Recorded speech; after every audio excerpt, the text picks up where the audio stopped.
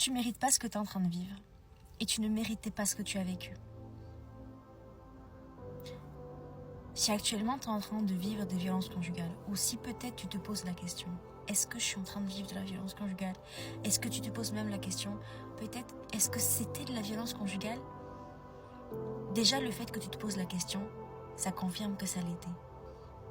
Et maintenant, j'aimerais juste te dire qu'à partir du moment où un homme lève la main sur toi, que ce soit pour te mettre un gros coup qui va te laisser une marque, ou que ce soit pour te mettre un petit coup qui ne te laisse pas de marque, par exemple une petite gifle, parce qu'il n'y a pas de petite ou de grosse gifle, une gifle c'est une gifle, mais une petite gifle, ou qu'il te bouscule, que tu souffres ou que tu ne souffres pas, que tu sois marqué ou que tu ne sois pas marqué, que tu saignes ou que tu ne saignes pas, c'est de la violence conjugale. C'était de la violence conjugale. Et tu ne méritais pas ça. Et ce n'est pas de ta faute. Et ce n'était pas de ta faute. Mais parce que oui, on connaît les hommes là qui frappent et tout. Après, ils vont commencer à te faire croire que non, c'est de ta faute. Parce que si tu t'es comporté comme ça, c'est à cause de toi. Parce que tu l'as énervé. Donc, il t'a frappé. Non. Non, ma belle. Le seul problème, c'est lui. C'est pas toi. Rien ne justifie la violence. L'amour ne devrait jamais faire souffrir. Si tu souffres parce qu'il te frappe ou qu'il te violente d'une façon ou d'une autre, c'est qu'il ne t'aime pas.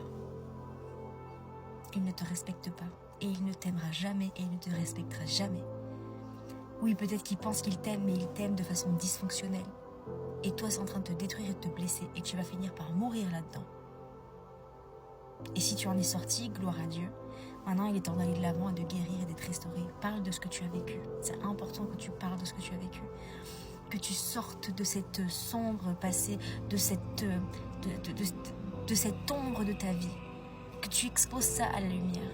Que Dieu puisse venir restaurer ton cœur de ce que tu as vécu. Parce que Dieu ne voulait jamais que tu vives ça. Et Dieu te réserve tellement mieux. Dieu te réserve un amour pur, un amour sincère, un amour selon lui, un amour respectueux, un homme qui ne te frappera jamais, un homme qui te respectera toujours, tel que tu es. Alors aime-toi, réapprends à t'aimer toi, guéris de ça, pardonne, même si c'est dur, pardonne. Pardonne-toi, toi-même aussi, et surtout.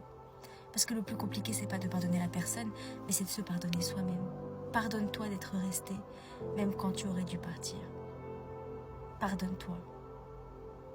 Parce que tu as fait de ton mieux, à ce moment-là, avec ce que tu avais entre les mains. Et pardonne-toi d'avoir du mal à partir.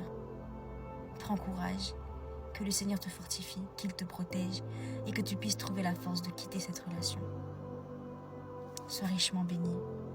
Courage, si tu es encore dedans, courage. Tu ne mérites pas ça, tu mérites mieux. Tu as de la valeur aux yeux de Dieu, tu es précieuse. Et si tu en es sortie, bravo.